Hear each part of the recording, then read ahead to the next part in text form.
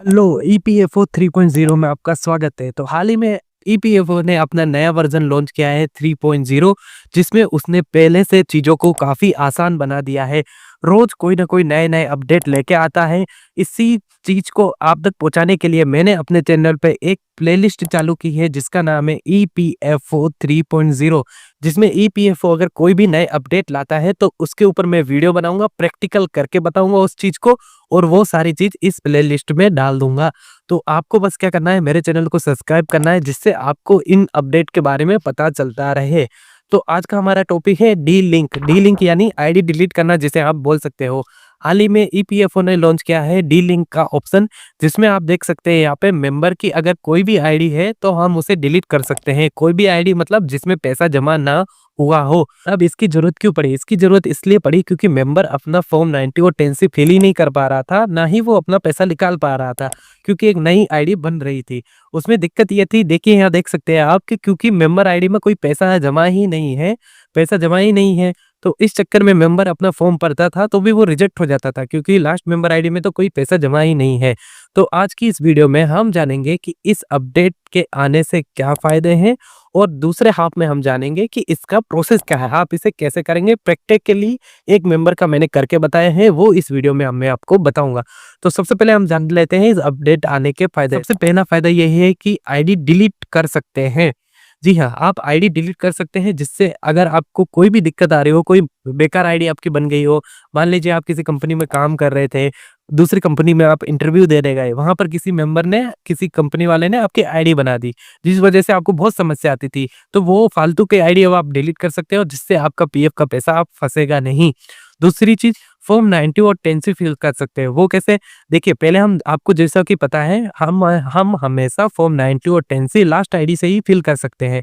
तो यहाँ पर लास्ट आईडी 771 आ रही थी। अगर लास्ट आईडी से अगर हम फिल करेंगे तो वहाँ पे पैसा ही नहीं था, तो हमें मिलता ही नहीं था।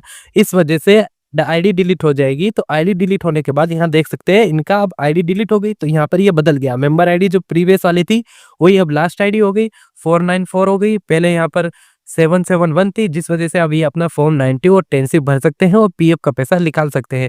दूसरी चीज, ट्रांसफर नहीं होता था, उस समस्या का समाधान।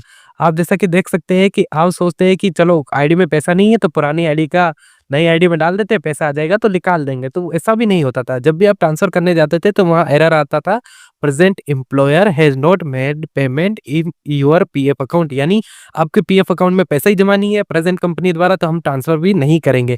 तो इस वजह से पैसा भी ट्रांसफर नहीं होता था और आपका पैसा फंस जाता था।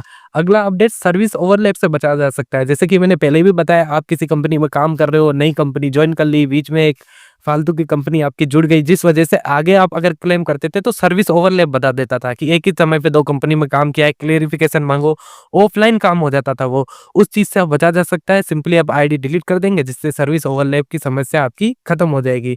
अगला अपडेट ये है कि date of exit note update. अगर हम लास्ट वाली आईडी में अगर पैसा जमा नहीं है, डेट ऑफ एग्जिट अपडेट करने जाते थे तो वो भी नहीं होती थी, क्योंकि वहां पे एरर आ रहता था, कंट्रीब्यूशन आपका रिसीव नहीं हुआ है इस कंपनी में, इसलिए ये एग्जिट अपडेट नहीं होगी। तो ये बहुत बड़ी समस्या थी, जिसका समाधान ये हो चुका है। आईडी डिलीट करने से अब मेंबर को काफी फायदा होने वाला है।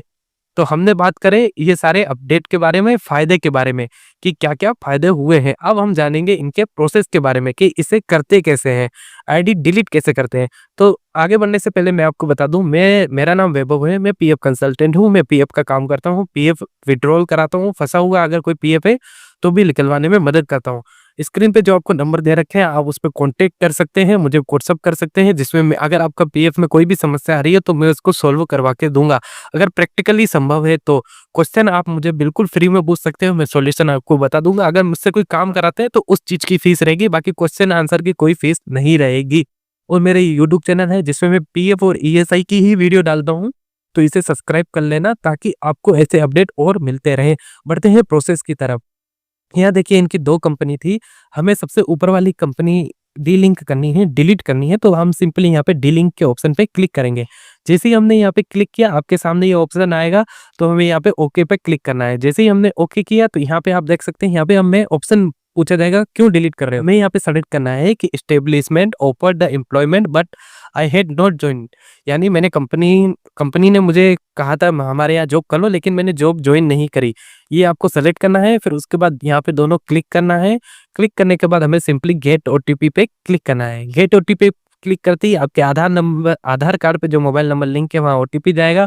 ओटीपी फिल करेंगे, यहाँ पर सबमिट करेंगे। सबमिट करते ही बस आपकी आईडी डिलीट, कुछ नहीं, कोई टाइम नहीं लगेगा। जैसे ही आपने सबमिट किया तुरंत आपकी आईडी डिलीट हो जाएगी। आप सर्विस हिस्ट्री में जाके चेक कर सकते हो, यहाँ पे स्क्रीनशॉट देख सकते हो। इनकी 2 आईडी थी जिससे 771 वाली आईडी डिलीट हो चुकी है।